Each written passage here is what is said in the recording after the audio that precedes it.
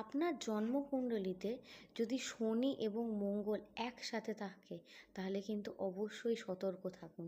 আমার এরকম ভিডিও আরও দেখার জন্য অবশ্যই আপনারা আমার চ্যানেলটিকে সাবস্ক্রাইব করে রাখুন।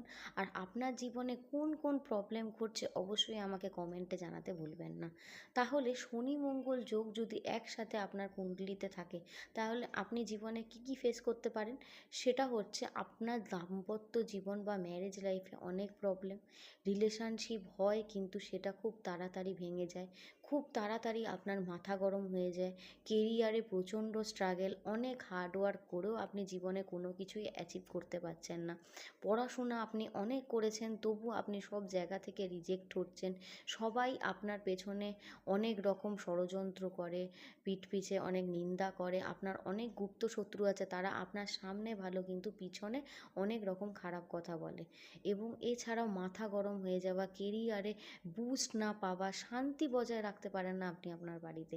এই প্রবলেমগুলো কিন্তু আপনি অবশ্যই আপনার জীবনে ফেস করবেন।